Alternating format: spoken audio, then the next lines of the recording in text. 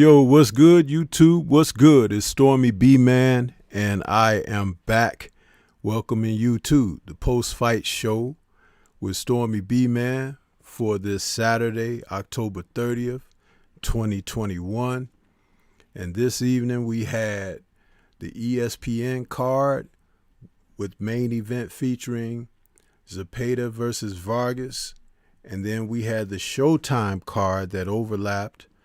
That was the main event, James versus Butaev. And man, I'll tell you, there was some knockouts and knockdowns and dragouts this evening. We weren't expecting it. And it turned out to be quite entertaining. I want to say salute to everybody that's out there. A lot of people didn't know I was going to do a post-fight show this evening. I was really undecided about doing a post-fight this evening, coming up on the fact that this past week, man, I've been dealing with a pinched nerve, and I haven't been able to be very mobile. It's in my neck and shoulder area on my right side. Man, it's been a battle. I've seen specialists and everything, and they still working on me like I'm a Frankenstein monster trying to get me right. So bear with me, people, because I'm not my usual self this evening.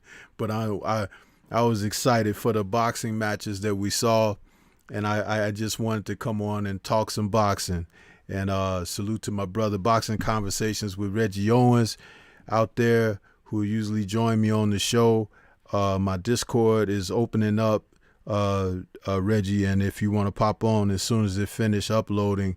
I forgot to upload it with everything else, so I'm a little slow and kind of off rhythm this evening. But and salute to KQKC out there, who had a show as well calling the fights this evening, and salute to our brother Loco Sports out there, who was also calling the ESPN co-main and main event. Great evening of boxing. And you know, a lot of times I like what KQ and Loco did. You know, one guy did one show and the other guy did the other show. That's kind of cool when brothers break it up like that, because at least you can get a very good, you know, idea of what's going on. And even if you didn't, even if you caught one broadcast or the other, you could still go back and listen to one or the other's call of the fight, which is nice that you have multiple voices and you don't have to put all the strain on one guy trying to catch all of the broadcasts, because it's tough. When you guys call fights, man, it takes a lot of energy, takes a lot of focus and everything, and then you're managing your chats and everything. So I got an appreciation for what you guys do, Reggie, Loco, and KQKC. Got a real appreciation for what all you brothers do when you call those fights. And I try to be in everybody's chat, man. I try to pop in there, give support. I'll be bouncing back and forth, write a comment over here, write a comment over there, you know, just trying to show the support, you know, because there's no one favor over another. I just try to support everybody, man. Just like I, you know, would like people to support me. So I don't get upset if people pop in and they hit the like button and then they find something else to do. Hey, at least you show some support by hitting that like button. You know what I mean? So I appreciate all of that. But it was definitely a full evening of boxing. And you could tell just by how everything is shaking out, man. It's like there's going to be some fights that we want to see, and they still going to keep some of these fighters away from each other. And that's a shame, because, man, after seeing what we saw this evening and what's been on the horizon, it's like, wow, are we really going to get the fights that really matter? Because I know there are fights we want to see, but the fights that matter as well. Unifications are a must. We need unifications in boxing to show, you know, who's the best. You know, we have several guys vying for that title, but it's like it doesn't mean much if you don't have the right men facing off against one another. And just like tonight in the Showtime main event, somebody can come along and spoil the party, for everybody. Put something undesirable in the punch. You know what I mean? So it happens that way, and you have to acknowledge that. But yeah, we led off this evening with that ESPN card, and though I caught the early bouts, I wasn't scoring them. I was just sitting there taking them in, and they were entertaining.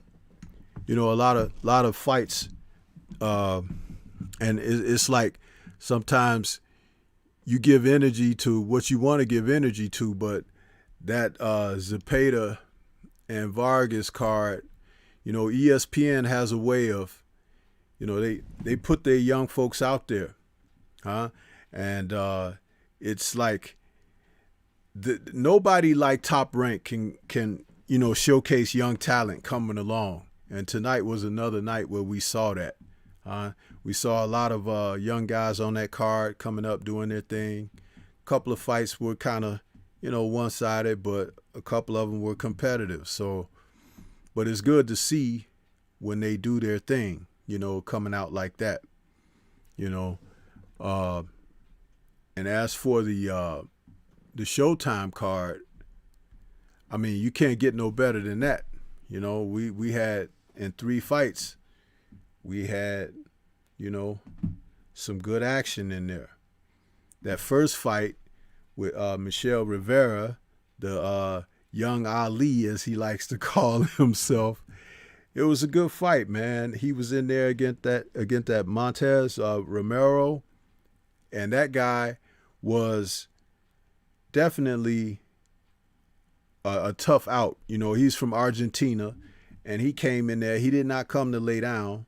There was a point in the fight where he said his leg was hurting or whatever, and I think that came from earlier in one of those rounds when he slipped in the corner, and he may have twisted something or whatever, but he fought through it like a trooper. And at some point in the fight, he decided he was really going to go after Rivera. So, but Rivera showed good instinct in there. He showed good boxing ability. He was able to weather that storm because the Argentina was tough. Listen, man, whenever you get in the ring with one of those Argentina fighters, man, you better be in shape. You better be prepared to fight. If you don't have punching power, woe to you, because they're going to bring it, And you got to be ready for it, man. And if you ain't, I'm sorry. That's going to be it for you. As simple as that.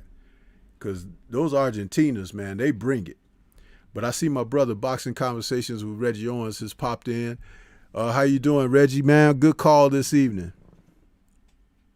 Oh, man, thank you, OG. Appreciate that. And I'm doing good, man. I'm still amped up off of what I watched Zepeda do to Vargas. That had me super amped up. What a night, man. Everything was getting stopped out here. Yeah, man. Listen, we could go ahead and open up with that. And because I know everybody want to hear what we got to say about boots and everything like that. But let's go ahead and talk about that Zepeda-Vargas fight, since that was kind of what the showcase for that, for that card. And those two guys were they were yapping at each other and everything. And let's not forget, it was just a little under a year ago that Zepeda had that fight with Baranchek that is forever until somebody outnumbers them with knockdowns. That's the elevator fight of history right there. Those guys were down on the canvas 4 times apiece, and it became an instant classic with Zepeda knocking him out finally, and in a thrilling fight, man. So he came back. People were wondering, even the announcers, Reggie, were talking about this, wondering if Zepeda got anything left. Well, I think we got the answer to that tonight. I heard your reaction when you saw what happened, and I even caught your quick upload on it. So why don't you go ahead and tell us about that? I know you don't mind talking about that a little more.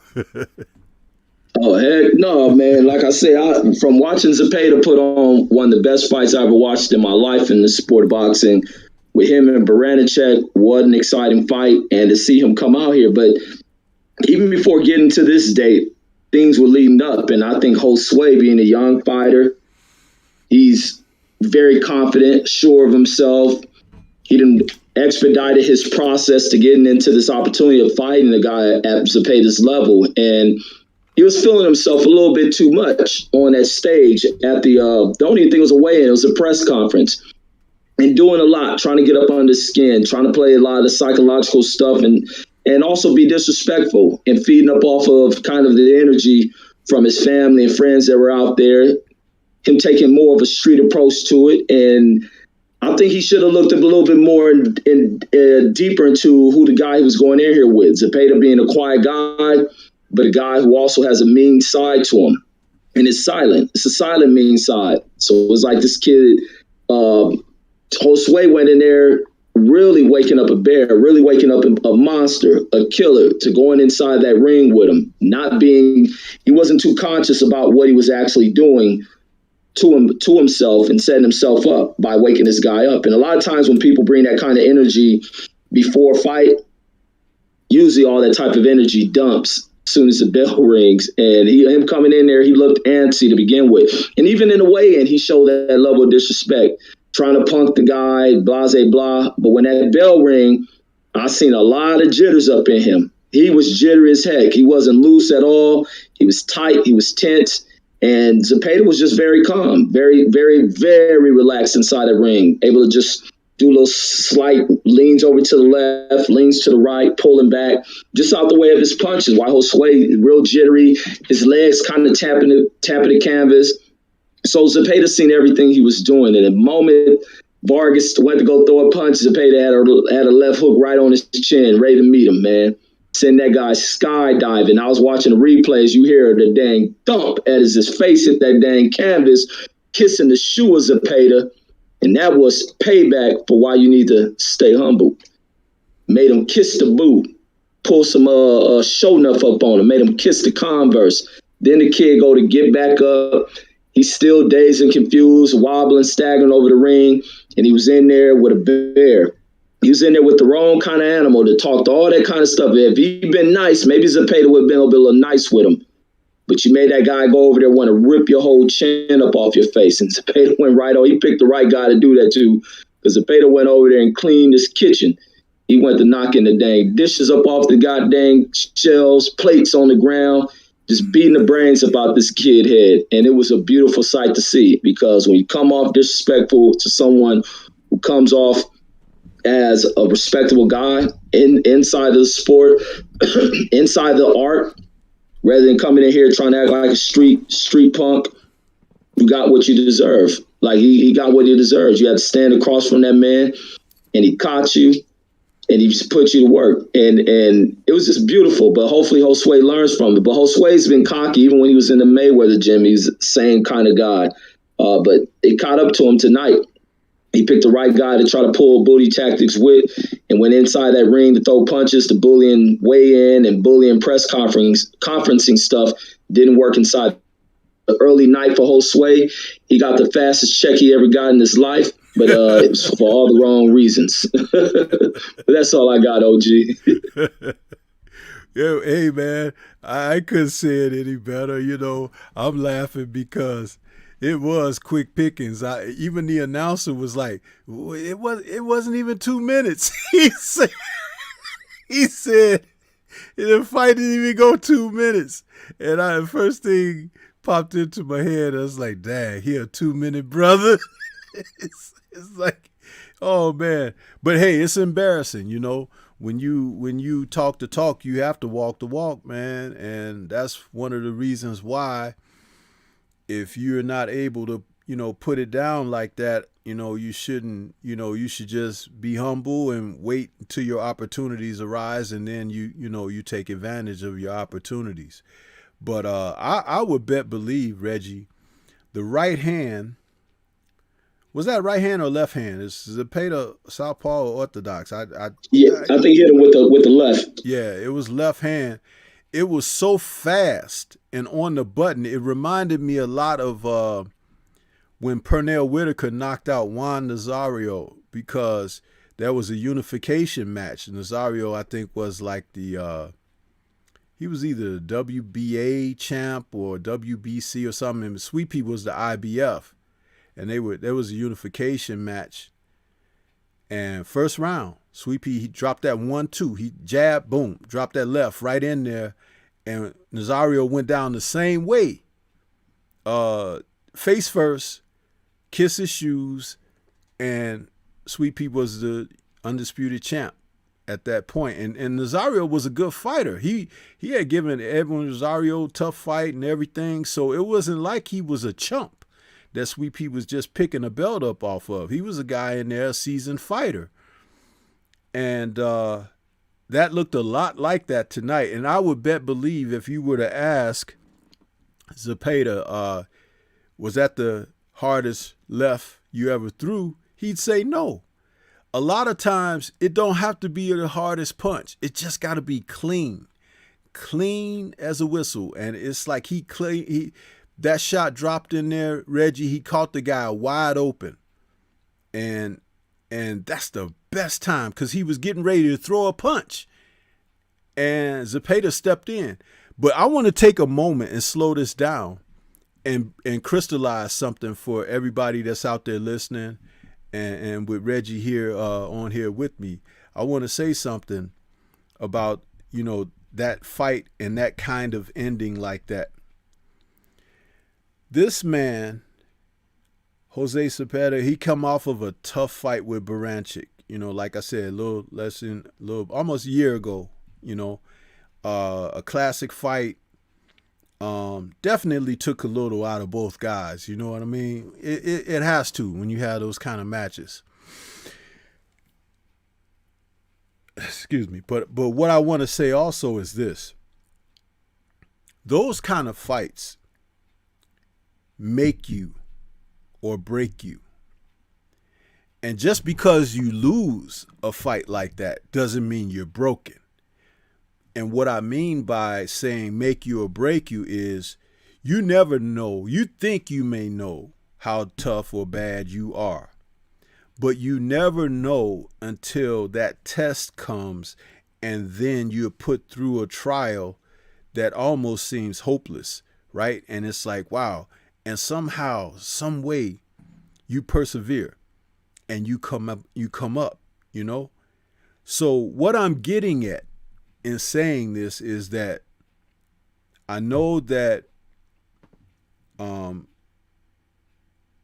Vargas was talking a lot of stuff, and knowing that Zepeda had come out of that bad battle and everything, I think he had a fight in between this one and the Baranchyk fight, but the experience of what he went through with Baranchyk has made him a different man as a fighter. So it wasn't wise for someone like Vargas to talk the crap like he could and has not proven himself yet. And what I'm getting at here is this, is that Zepeda is so seasoned now. He's got losses on his record. He's lost a couple of times. He's been knocked down 4 or 5 times in a fight. There is nothing that Vargas could bring to him in this fight for him to be like, oh, let me be worried. Let me be wary of him or whatever. And see, this is also beneficial to the sport of boxing, the participants of the sport of boxing, because when you see a man go through trial like that, he's battle tested. Now you know that you can get behind that guy. And see, when the fight was over, the post-fight interview, the guy, I forget the guy's name that was interviewing him. I try not to even think about these guys' names anymore, but the guy that was interviewing him in the ring, he said, "Did you know you were an underdog in this fight?" And Zepeda was like, "Really?" He was like, I don't know why. He was like, I thought I'm, supposed to be the favorite guy. But you see, that just goes to show you what I'm saying is true. They were talking about the young guy coming up, unproven, untested, against a battle-tested veteran who may yet still have something to prove. And here you go. He got taught the ultimate lesson. One round, Reggie. One round. He don't even have tape to study. Huh? Only thing he got to study is him getting put on his can. Do you know what that's going to do to him psychologically? Do you know what it means for Zepeda psychologically? You're talking about two vehicles going in different directions at different speeds. Huh? And I admire a fighter like that, Zepeda, coming out with that type of performance, because he had the experience and the wherewithal that when the opportunity presented himself, he closed the door. Boom, just like that. And hats off to that man. It was an exciting performance by him. You'd love to see him in there again with someone else. And he could very well lose his next fight. But it doesn't take away from what he is and what he has established. He's a warrior in the sport, and everyone should respect him as such. And maybe the young man that lost tonight can go back to the back of the class, as I like to say, and put his head in the book and do some studying. Because the whole world saw that, buddy. Huh? Sometimes you try to put your britches on and you ain't got no belt. You end up with your pants around your ankles. And in the old school days, they call that showing your ass. Huh? And don't nobody want to see your ass. Huh? But that's what I had to say about that, Reggie. Yeah, no, that's all I got on that one as well, man. I'm just glad to see Zepeda be able to go in there, teach this young kid a lesson in humility and respect. And also for that guy, if you get an opportunity, just do your face off, do your press conference, do your weigh-in, and be ready for the fight. Because I don't even think that kid still knows what happened in this fight. He probably thought when he woke up that he was sitting in that stool to get his hands wrapped or his gloves signed off. Yes, sir. Now let's move on to the Showtime card, man. You want to which fight you? It's 3 fights. They were good, all 3. I know everybody want to hear what we got to say about Boots Ennis, so you want to start with him? Oh yes, indeed. Yeah, go ahead and give us your thoughts on that, man. Man, to be honest, in this fight, I thought this was going to be a very tough fight for Duran. I thought this would be his breakout fight to where he really gets tested. He really gets tested and has to prove himself. And then I was thinking all right, Duran's just going to have to begin to separate himself. I'm like, Delorme's going to come in here very active and push Duran. Duran's going to get pushed, have to make adjustments and all that other stuff. He ain't have to adjust nothing but where his punch went. And to watch him put that on Delorme to show me, for one, you see he has great balance, great agility, great speed, quick abilities on defense. He got fast twitch-like reflexes. And then the power's there. So he's combined with all those things with power. And it was from Delorme just making one mistake, and with cat-like reflexes from Duran, his ability to process what is going on and to get a punch right there when a mistake is made, with Delorme leaning over, which I don't understand why so many fighters do that lean over stuff. And Duran put the punch right on the back of the ear, and it worked. That dude, it wobbled the heck out of Delorme. Delorme wasn't hurt, but the brain wasn't there. Brain had everything out of position. When he get back to his feet, he still wobbled. He tried to recover. He tried to recover a little bit because he started to fight back and following getting up from that knockdown. And the smart thing, he took his time. That was smart from him. I thought that was very smart from him. He took his time as he went to start to get up. He started to feel what the world looked like as the world was spinning, and he took his time. Once he heard the numbers get up to like 8, start to work his way up to his feet. He knew it by himself some other time. So that was smart from him, but he never recovered. The punch was just way too hard, and it hit in the right area. And then Jerron put it on him, hit him with a straight punch, laid that dude flat out like he was ready to tuck him in bed perfectly. And that was it, man. This kid is just clean with the type of work that he's doing in these fights. And his opponents are feeling it, man. I don't know how many knockouts he got, but I'm pretty sure it's a lot of them. And he's making it easy work of these guys. I never expected that he was going to do Delorme the way he did so quick. So I got nothing but high praise for Jerron. And I want to see where he's going. I ain't going to crown him. I ain't going to dare do that until he gets these fights. He has to fight these other guys, see where he's at. But the kid is bad. I ain't gonna doubt that. Yeah, my thoughts were, it was like watching somebody who is like a prodigy that's just head and shoulders above the person that he's in there with.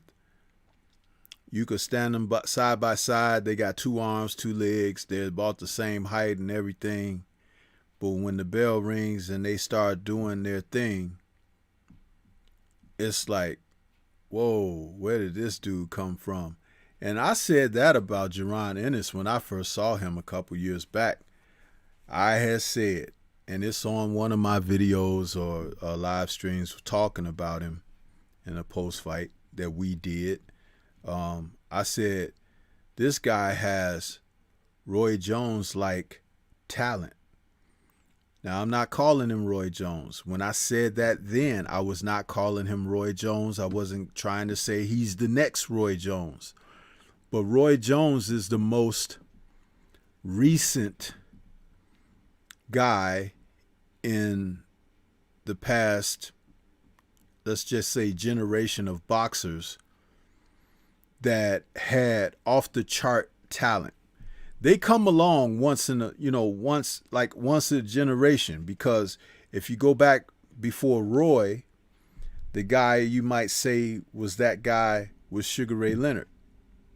And then if you go back before Leonard, you might say, wow, it probably would have went back a little further, but it could have been Salvador Sanchez, someone like that. And before that, you go back to the 60s, it's Ali, because Ali had off the chart talent and ability. So fast, he could move, slip punches with his hands down and lean out of the way, and you couldn't hit him with a handful of buckshot, and so forth and so on, going back through history.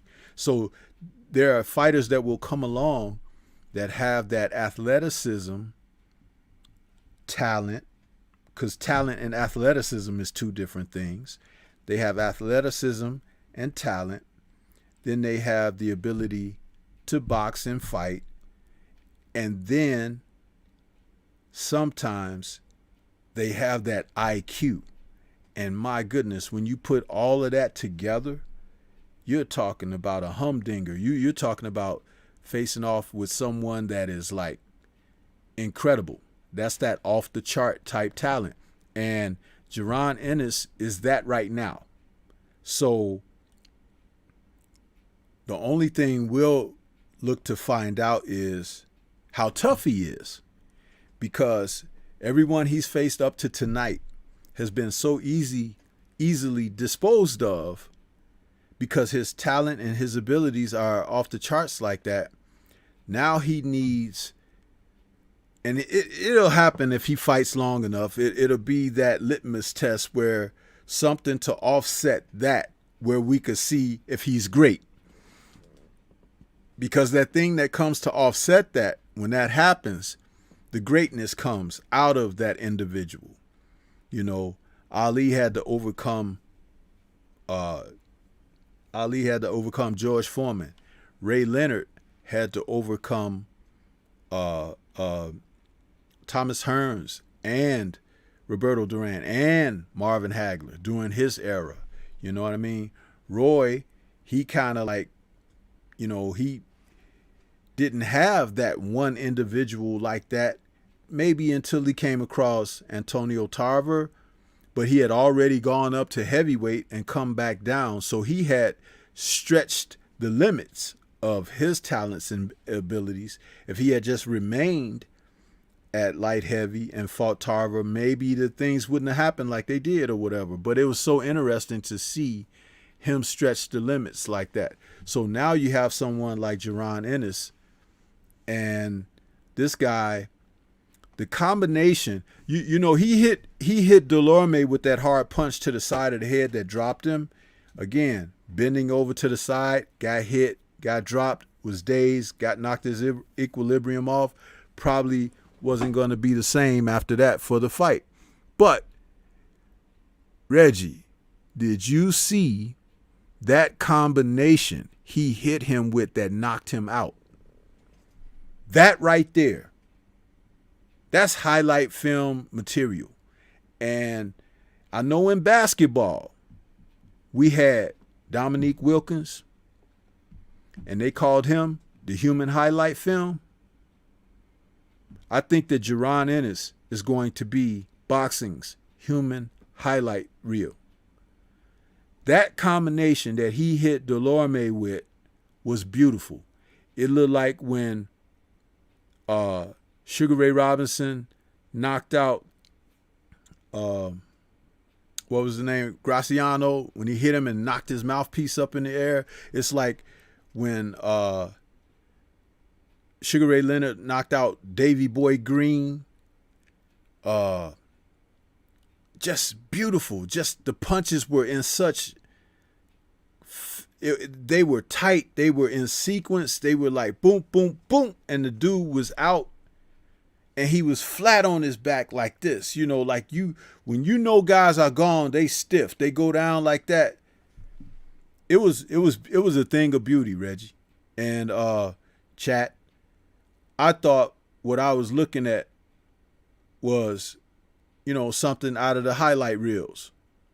And that was amazing. Totally amazing. And I really, really want to see more of the young guy. That man that fought James tonight is the kind of guy that will make it rough for him. He should still be able to beat a guy like that, but it would be rough.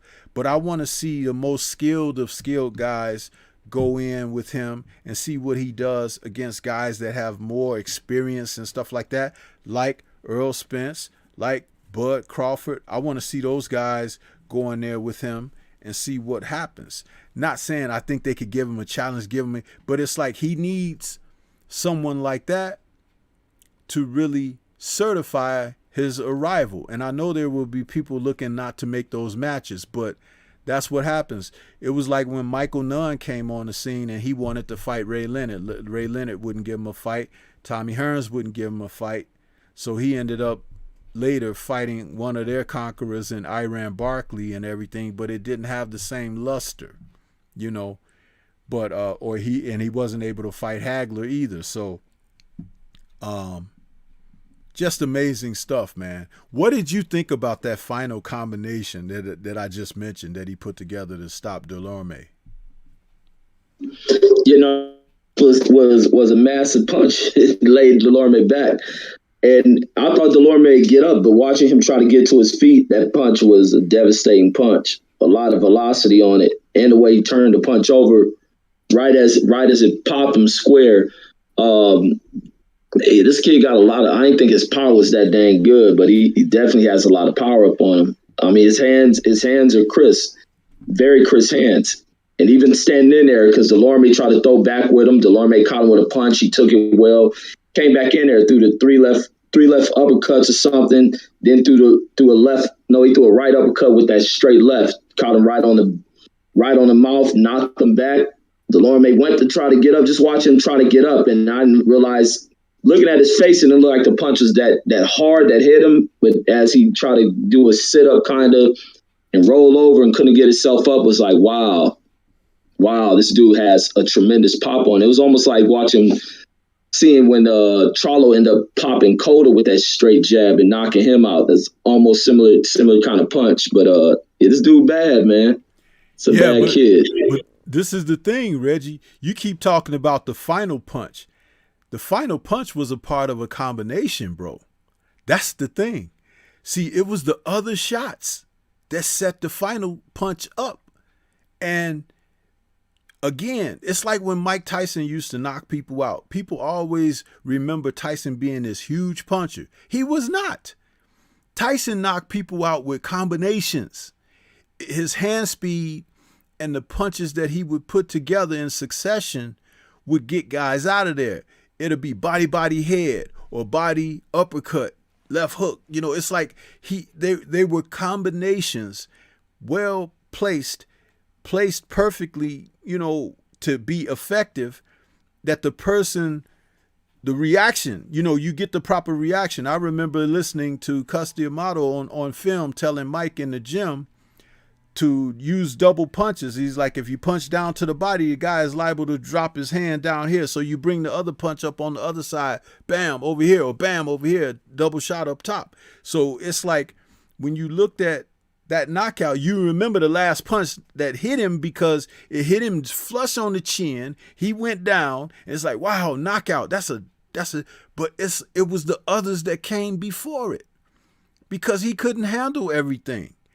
And so one of them was bound to get through to finish him off. But that was the beauty of it all, that he threw them. You know, when fighters, let's say like Jaron is what, 25, 24 years old, I think he is, right?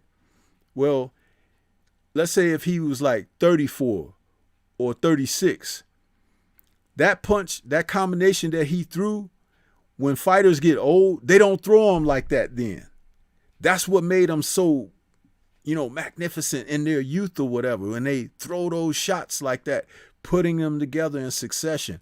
That's why we need to see these fights between these men when they're at their best, when they're at a prime boxing age.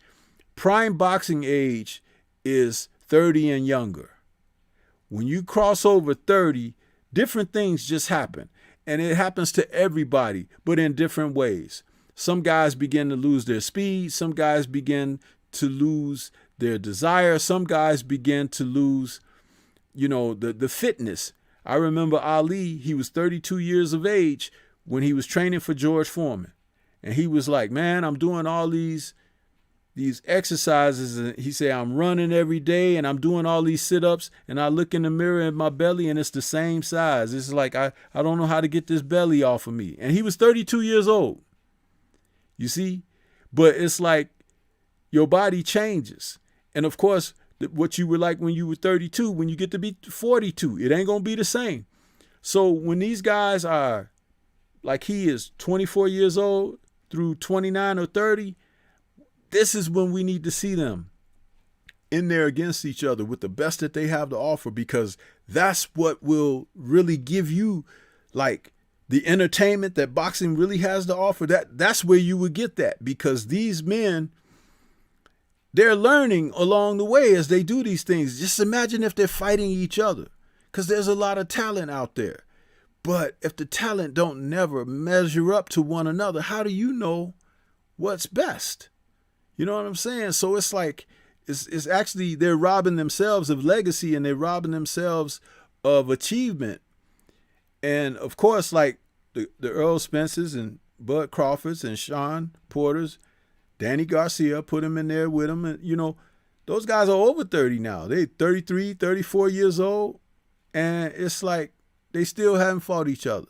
Well, Keith Thurman fought Sean Porter and Danny Garcia. And Garcia fought Earl and Thurman and Porter.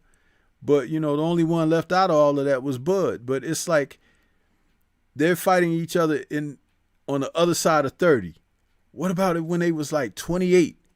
You know what I mean? How great that would have been when they were 28 years old. Because those four guys are pretty much the same age, maybe a year or two separating them, you know? So, what are your thoughts on that? What I was just saying there? And about what? About the guys being in their prime years and facing each other when they can do all this stuff like what you saw with I'm not trying to say they all could do what Jerron did, but he's able to do that because of his youthfulness. You know, it's like he has those talents. And you just want to see him excel. You just want to see him unleash that on someone else. It's like, you know, that has, you know, the youth and the vigor or whatever, or the desire, you know, to want to be a champ and all of that kind of stuff. What are your thoughts on that?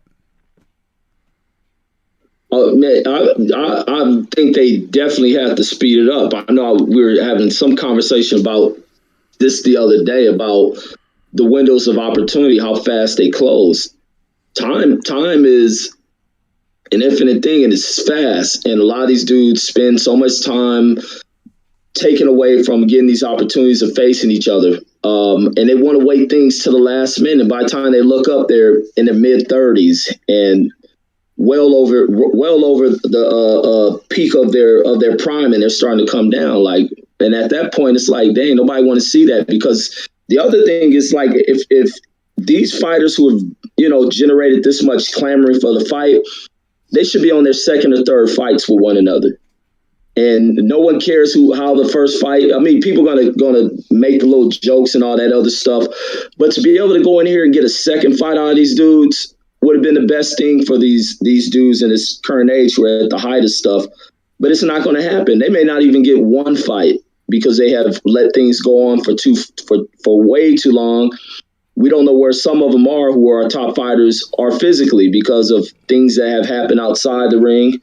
I don't know. It's sad to not see these guys do things in the prime of their youth, like being in their 20s and going here and getting it. But I think some people take advantage of time. Not take advantage of them. Some people don't have an appreciation for time, and they don't realize how fast time can move by on you. And before you know it, how most people think 30 is young, but to be doing this type of things, the body wants to kind of retract itself from being in this type of sport, taking this type of damage. So the body does what it's supposed to. And that's begin to retract itself from these kind of peaks and stuff. That's why it's for young folks. And these dudes, looking at Crawford, looking at Spence, Porter, Keith Thurman waste so much time. I mean, even him getting the Pacquiao fight really didn't mean too much of anything. He wasted too much time. He didn't give the fans truly what we needed to see. Even with him and Porter, the thing with Keith Thurman should have had a couple of rematches on his record with some of these top names. Same thing with Earl and them had some rematches. Earl and Crawford should have been going into possibly a second and third fight. But they got to do it when they're young. And a lot of these other dudes, we ain't going to see it probably with Haney and Teofimo, whatever. Ryan doesn't know where he wants to be. All these young kids, they take for granted these opportunities and what being in the prime of their youth mean. I think Jorana messed around and give people this level of what they want to see. Give people the fights they want to see, and also run it back with fighters if it's that close of a tie within their fights.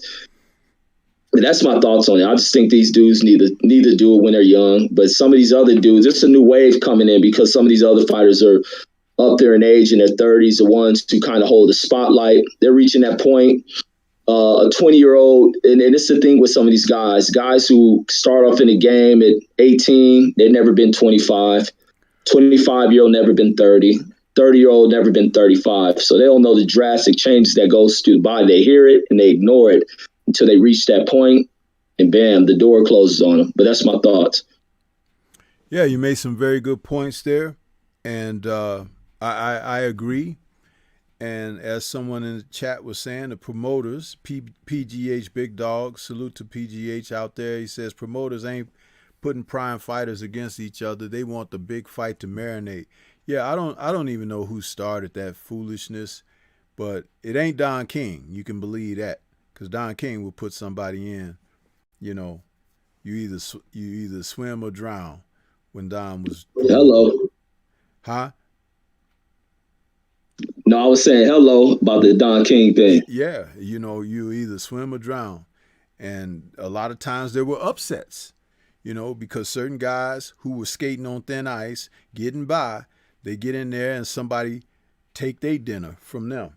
So, and tonight we saw something, and great segue, Reggie, because in the main event, Jamal James, 33 years old, he's a good guy and everything. I saw the pre-fight story on him and what he's doing in his personal life with the career of, mentoring and all of that. That's great. But you're a fighter. You're a professional fighter. And you were in there tonight against a younger, stronger, hungry guy. And it started off rough for him from the very start.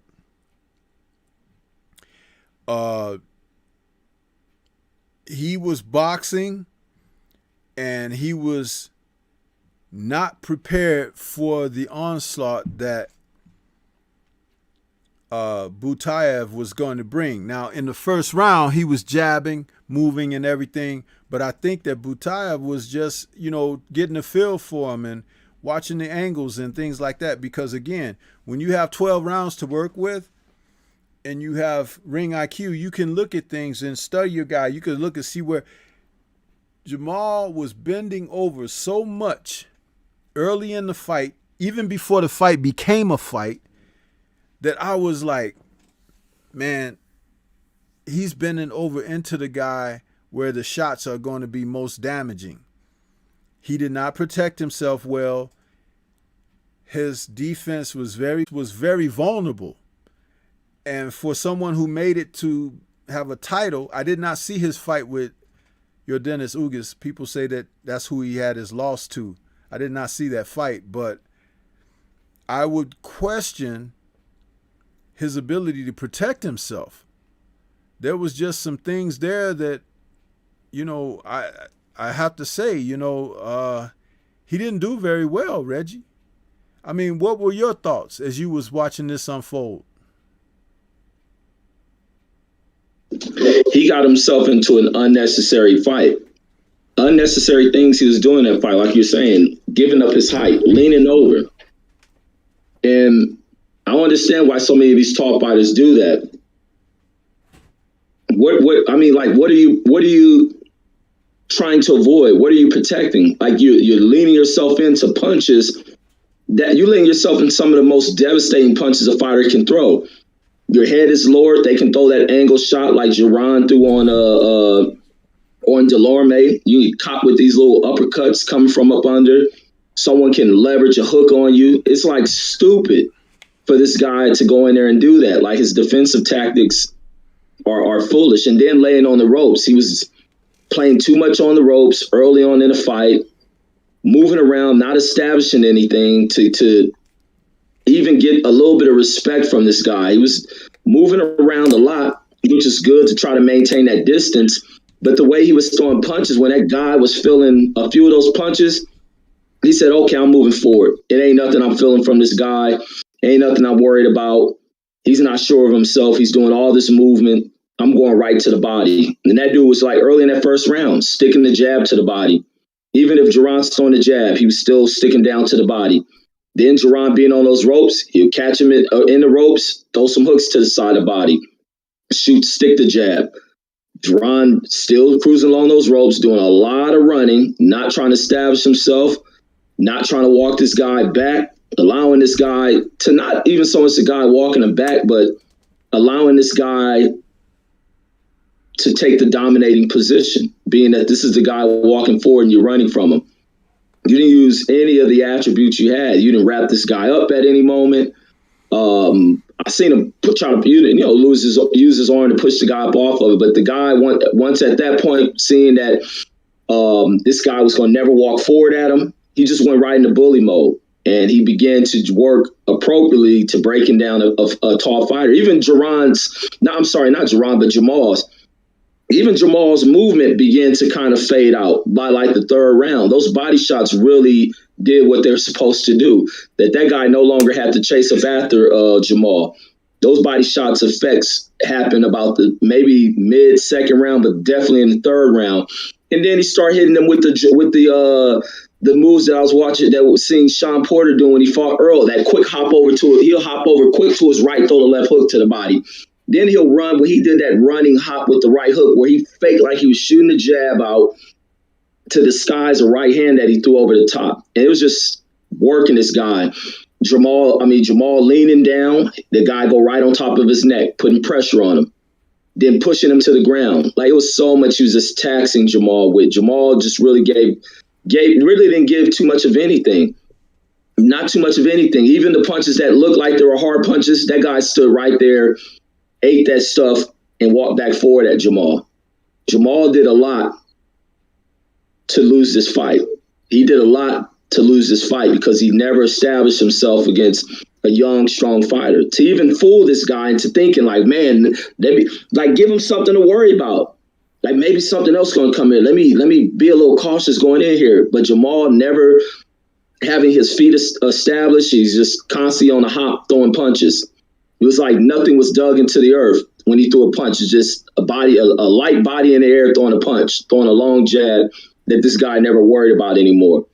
And Jamal, I don't remember Jamal really too much working to his body, except on the inside, he'll throw a few hooks to the side of the body. But you need to gut this guy. You need to gut this guy to even take something up off of him. That guy was fresh, strong as hell, and he just put a whoop into Jamal. And on top of that, Jamal being where he is in age, I think he'd been off for like 2 years or something. So, I mean, it was just all around bad, and he caused it. Let me ask you this, Reggie. Do you think that Butaev cut the ring off on him? No, I don't think he had to.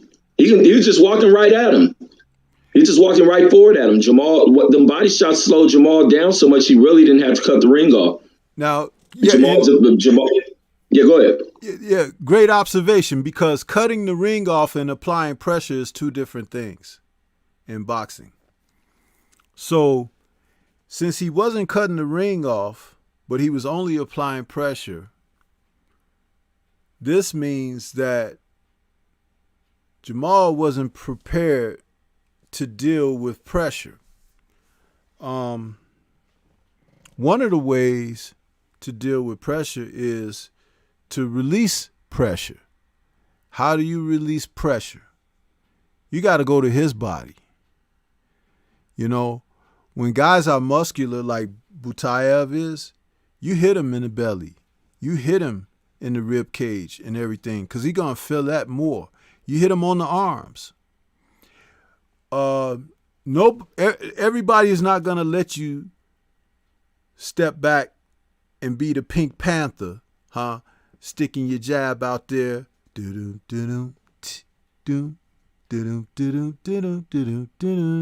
know, he was out there fighting like that. And dude was like, you know what? I'm going to go upside your head and your ribs and your back. He was hitting him wherever he could hit him. And he was manhandling him. More than anything, because boxing is mental.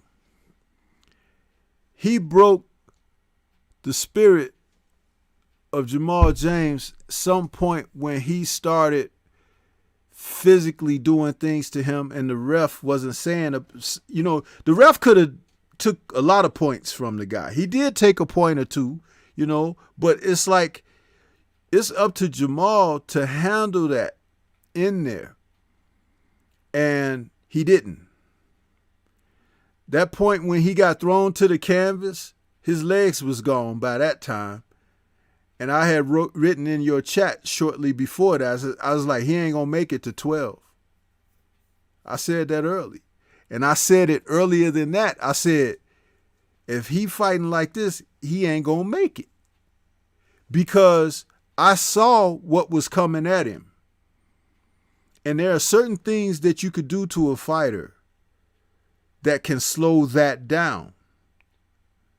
But being 33 years old, being the fighter he is and boxing for as long as he has, he didn't get all the teaching that he was supposed to get, because the worst thing he was doing was that bending over to his right.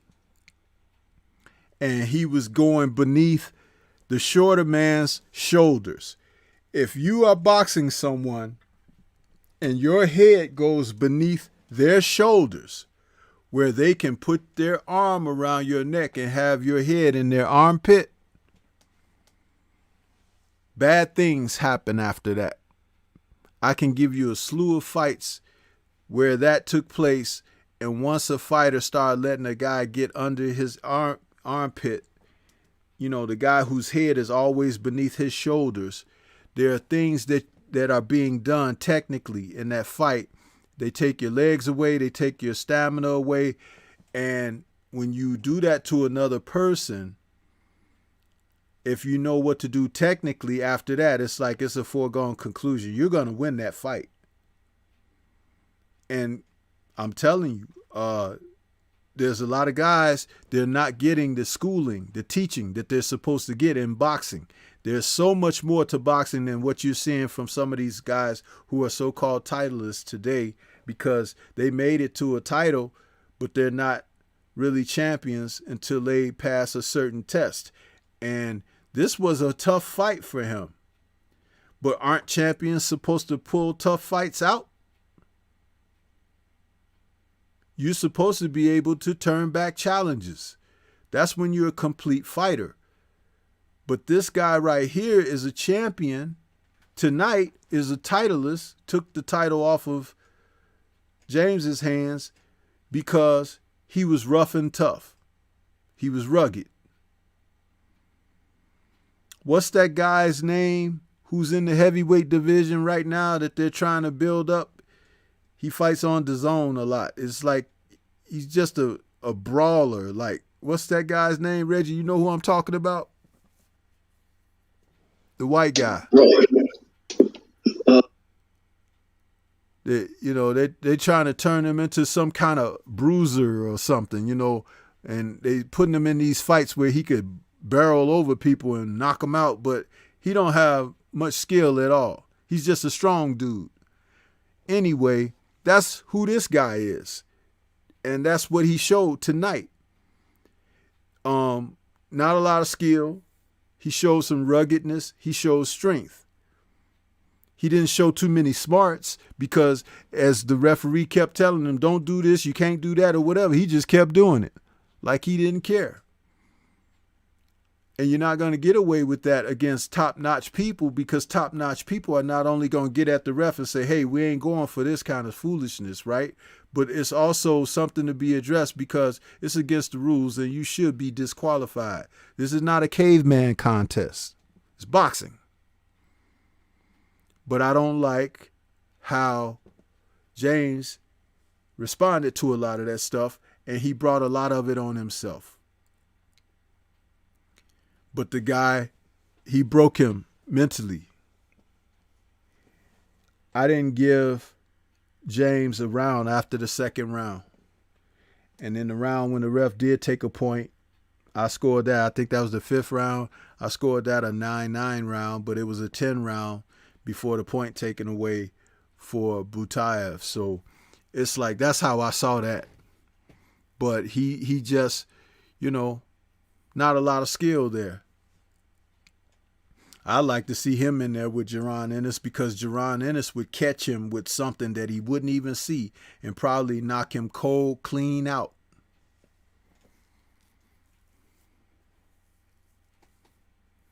But all that bending over to the right and turning your back. Did you see when the ref told him don't turn his back, Reggie? Yeah, that's why I was mad when the ref took the point, because I was like, he kept doing that. I knew the guy shouldn't have thrown the punch, but he was doing a lot of that. And that's when I knew that was almost like him wanting to get away up out of there. And I remember even at one point where he gets hit to the body, he started to try to complain to the ref. But he was doing a lot of that, hoping to get this guy a foul by turning this back, thinking the guy wasn't going to punch him. I don't blame the guy for hitting him. Is protect yourself at all times. That's one of the rules that people forget. Protect yourself at all times. The ref ain't in there to protect you. And did you see when the ref stopped the fight? He actually put his arm on the shoulder of the ref. Yep. It was warned. If I was, you know how we get these little clips now, people upload them on TikTok, on YouTube, whatever, and dub it over the voice. You know, what they were really saying you don't hear, but somebody dub a voice in and they be saying, man. So when he put his arm on that ref's shoulder, I could see it dubbed over saying, man, what took you so long, man? Shit, he was killing me. You know, because when he put his arm on the ref's shoulder like that, it was like, thank you, huh? It wasn't no, hey, man, don't stop the fight. What you doing? It wasn't none of that. It was like, man, hey, you buying pizza tonight or something? Because it didn't look right to me, man. But again, all that bending over to the side, boy, bad things happen. You remember what Lennox Lewis did to Michael Grant for bending over? Hit him with that uppercut. Dude,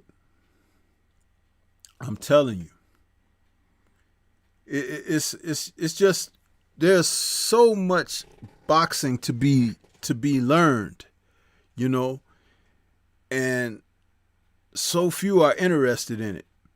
Now, Ennis, like I said, he would handle that guy a total different way. He come up in the gym from a small kid. He's kind of like Floyd Mayweather in that sense, you know, been in the gym all his life since he could walk or whatever. And that's great. But when you still haven't had that much experience, but you've been in there, you know, you 12, 14 years old, start boxing, whatever, but to get complete teaching, the complete fighters never bend over like that. Never bend over like that. And I'm just, dude, I don't know. But I'm sorry the guy got beaten up like that, because that's what happened. He got beaten up. And he lost his title to a man that beat him up. And the fact that he went over there congratulating the guy first and all of that, I mean, it was like, I don't know. I didn't like what I was seeing.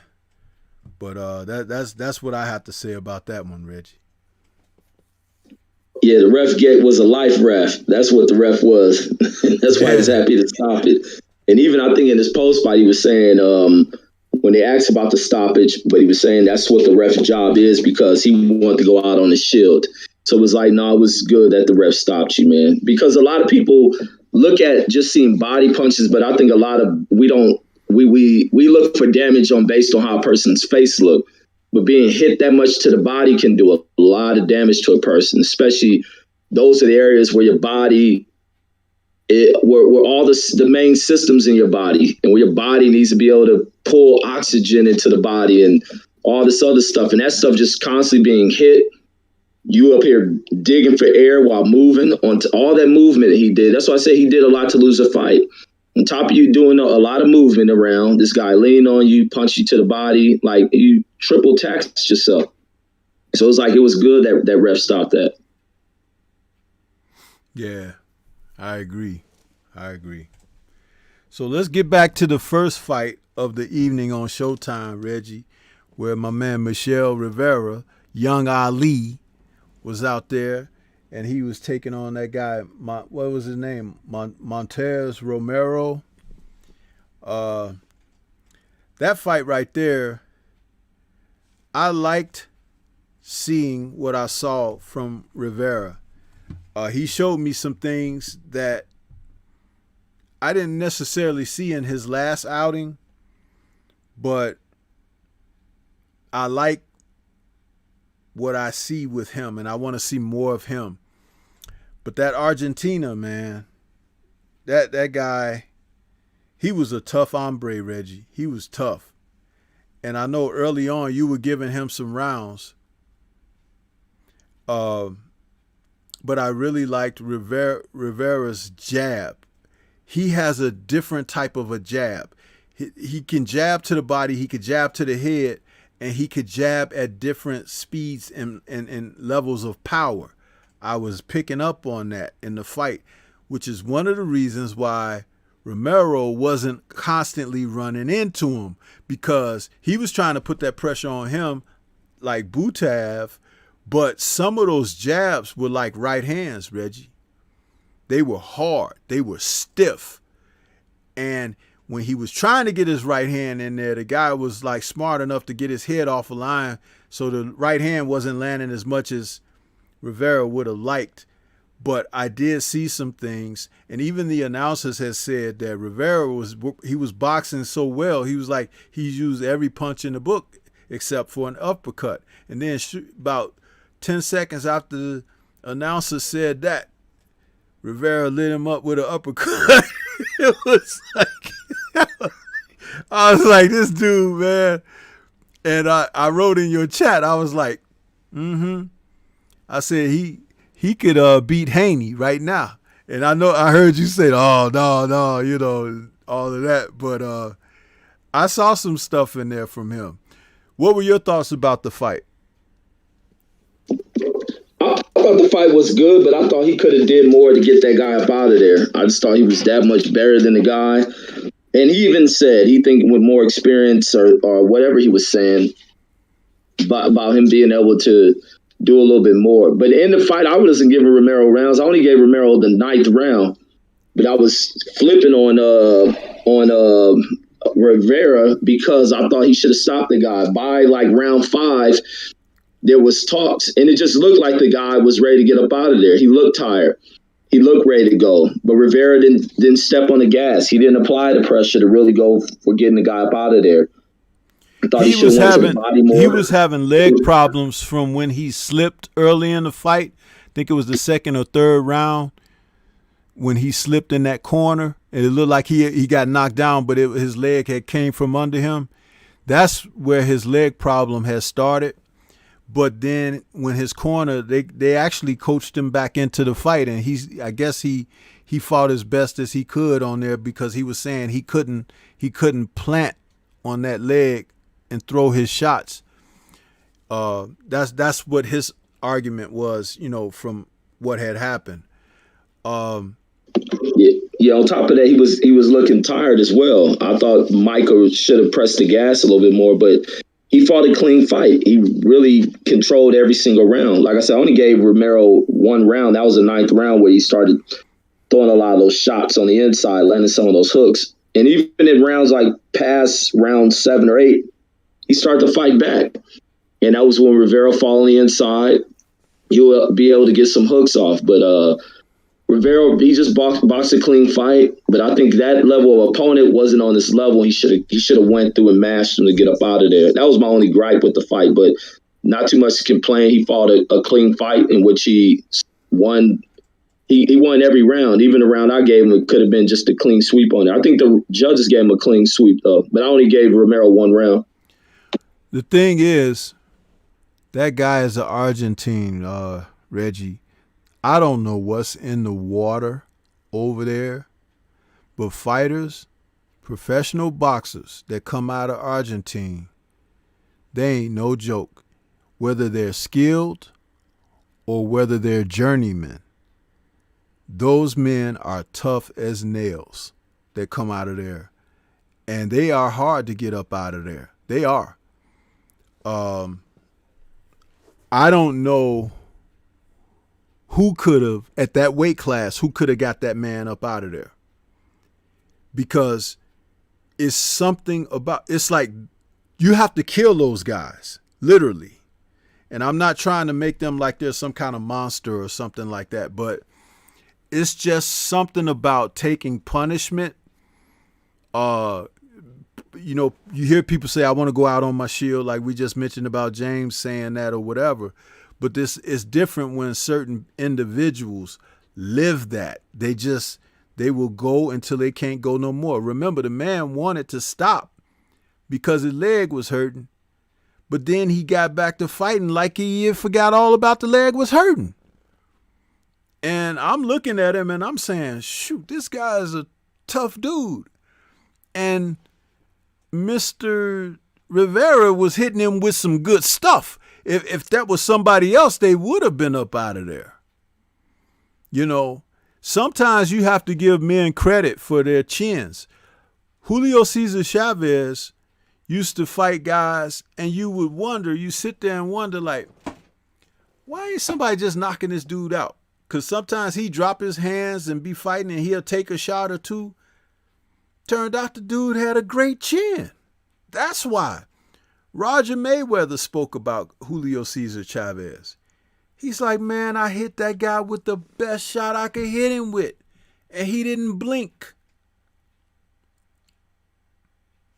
So when you got a guy that can take it like that, my advisement is this: work the body, work the body, work the body. Because I've often adopted this philosophy. The body doesn't know the difference between a hard puncher or a feather-fisted puncher, because nobody likes to get hit in the belly or in the solar plexus or in the liver. It ain't even got to be that hard of a shot. It's just got to be well placed. Getting hit in the floating rib that push the air out of your lungs, make you go down. It's so many different things. Like I said, it is a science. And people, they think that you just see a brutal puncher knocking people down. But dude, bones break at 8 pounds pressure. So it's like you could hit a guy just right. And you know when you throw a punch, it's more than 8 pounds. But you can hit a guy just right in the right spot and he'll go to sleep. But this guy, being an Argentine, he was able to take it. I don't think that it was a lack of what Rivera could do. I think it was the toughness of the guy. He was rugged. It was a good opponent. And I just want to see the kid again. He looked like Felix Trinidad to me. And they were saying that in the announcer. I think Brian Custer or somebody was saying that he kind of reminds him of Felix Trinidad. But yeah, those are my thoughts on that one, Reggie. Those two weight classes, welterweight and lightweight, man, they heating up. There's some good fights down there, man. Good fights. These guys just gotta fight, man. From the top level dudes to the guys entering the game, they have to challenge each other. Like they gotta stop all this maneuvering crap. That maneuvering crap has to stop. And the organizations have to stop the maneuvering crap. I know they had this week or something about all the organizations meeting, and I'm skeptical of that. Like, what's going to come out of that? But these guys definitely have to fight each other, and there's so much excitement around the sport. Just like these fights weren't the most hyped up fight. This is a great night of boxing. A great night of boxing. Yeah, a great night. I mean, we saw fights on both networks, knockdown, dragouts, people being stopped, prospects coming up. It was great. Great night of boxing, man. And that's all we asked for, you know what I mean? But Reggie, next week, we got the showdown, the one that everybody been talking about, man. Hey, what are your thoughts? My thoughts is my fingers are crossed. I hope that Caleb go out there and he don't leave nothing. He don't leave nothing left.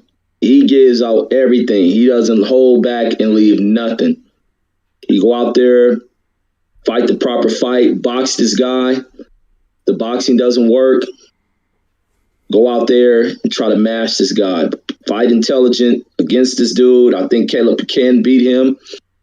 Cardio is going to be everything. He has to be able to cardio, maintain, where he is in the fight, where the time is, pace himself, but box this dude. Canelo ain't invincible. He's a big name in the game. He is not invincible. Caleb, use your height, use your agility, use your speed. That's something that Canelo has problems with. Don't show this guy any respect, no fear. Take away what he has effective through the use of great defense, ability to catch, shoot, counter this guy. Just bring it to this guy. He ain't invincible. But I want to see Caleb take this fight, take these belts, take whatever control Canelo supposedly has in his game, and bring it to him. Set this personal goal for yourself. But I'm going for Caleb Plant, and I know it's a hard task because that boy Canelo can't scrap. But his time of shining should come to an end. And I like Caleb Plant, so I want Caleb to go in there, do his thing, do his dang thing. Yeah. I want him to win too. I did my video on him this week, what I thought about the fight and everything. I made one point that nobody talked about, and that is Canelo is 5'7" with a 70-inch reach. They say 5'8", but I'll give him 5'7". And Caleb Plant is 6'1", 74-inch reach. He's naturally the bigger man. Naturally. He need to fight like it. If they're ever in close, he need to make Canelo feel like, damn, he is bigger than me. And this is not about bullying or anything like that, but it's about using ring savvy. If you notice that Sergey Kovalev never used that, and he pretty much has the same dimensions that Caleb has, height and reach-wise or whatever, but he never used that against Canelo. And when he stuck his jab in Canelo's craw, he never had no heat on it. He never had no mustard on it. He jabbed at Canelo like a man that was trying to touch the stove to see if it was still hot or something, pulling back before you even make contact. So that's going to be the difference. If Caleb can't do that, then he's going to have some problems. But he's got to establish himself, his presence. Canelo has the advantage in all the aura and the fact of fighting in front of the biggest crowd that Caleb has ever going to be in front of, and people calling him names and spitting on him and everything like that, because that's what it's going to be. It's real. But when the bell rings, it's just you and that little man over there. So what, on fight night, he might try to come as wide as a silverback. But have that tranquilizer for that silverback and be ready to put his butt down. But yeah, it's going to be a great fight. We'll be there to talk about it. Post-fight show. I look forward to it. Hopefully I can get back on my schedule this week, and we'll have a Friday night chop session before fight night and everything. But go ahead, and it's a great show, Reggie. First show I did in a while, in about a week. So go ahead and give everybody your final thoughts here, and let's wrap things up. Yes, sir. Yes, sir. Another good night of boxing, man. Never talk down about the sport. Though it's disappointing, but boxing is going to always give out some great stuff. It ain't got to be from so-called stars of the game. There's fighters who want to get out here and fight. There's fighters who are hungry. And I was satisfied with what I watched tonight. And I think I was out of my chair quite a bit watching these fights. So I'm definitely pleased. Ain't always getting at the championship belt level, but boxing doesn't just consist of champions. It consists of hungry fighters out here. Look forward to it. But definitely satisfied with what I watched. Next week should be good. Hopefully Caleb come in here and he don't box like these other guys who show Canelo too much respect when they could have beat him. He goes in here, he defeats this guy, or at least attempt to. And that these judges don't pull the bullcrap. Because another fight tonight that I got to watch, and I heard Andre Ward and Tim Bradley and the other guy talking about it, about judges who try to cheat a fighter tonight who still won but only wins by 1 point in a fight that he knocked an opponent down 4 times in a fight. Yeah, that was that co-main, right, on ESPN? Yeah. Yeah, I'm going to go back and watch that too. Yeah, I gotta check that. So hopefully none of that crap is pulled in this fight against Caleb Plant. If he's in here dominating and they pull in this type of junk. But the boxing world would jump all over these people's heads. No privilege in here for Canelo. I think those privilege passes have worn thin. So expecting to see a fair fight, highly competitive fight, and see where this guy takes it up, man. Let boxing be king. But that's all I got. Yeah, and I know you were real excited when Zepeda knocked out Vargas. I saw your reaction. I'm still laughing at that, man. You was all over the place. Oh, yeah, knock her out. But, yeah, what a night, man. Great night of boxing, man. We had a chance to see some good performances tonight. When boxing is good like this, that's all we ask of it, you know, that they entertain us. Are we not entertained? You know, so yeah, and thanks for coming aboard with me this evening. I know it was like a last minute thing. I forgot to tell you earlier today that I was going to try to do the post fight, but yeah, I'm glad you came on with me this evening so we can get the post fight in. We had a number of visitors in here this evening. And I hope that people enjoy our presentation, what we have to offer. When Reggie and I talk about the sport, we don't talk about it like we love somebody's dirty draws, okay? We talk about it like it's supposed to be talked about, you know? And that's all you can ask, you know? That's how we talk about. Even he and I, we have a difference of opinion sometimes on different things, but we still have the same approach that we love the sport, that we respect the sport and we respect the fighters, but we also ask that, you know, the fighters respect themselves, respect the sport, respect from the judges and all of that stuff included. That's how we approach this. And we don't waver from that. We're very consistent. If you go back and check all of our collaborations, that's one of the things that Reggie and I be on most staunch. So, and we'll continue to do that. And we'll continue to bring you the best post-fight show that we can, because that's how we do it. So we're going to get on out of here. Thank everybody for stopping in this evening. All my brothers in the chat and sisters that was out there listening. I know I didn't call out the names and everything this evening. I'm trying to get back into the mix of things. I'm not sure if I'm going to do the call-in the morning. If I feel up to it, you'll see it. But it's like this pinched nerve is really getting me, man. But thank you guys again. Another great show. Thanks to Reggie joining me. And we'll catch you guys on the next one. Peace to everybody. Enjoy the rest of your weekend. And we'll see you next time. Peace. Peace.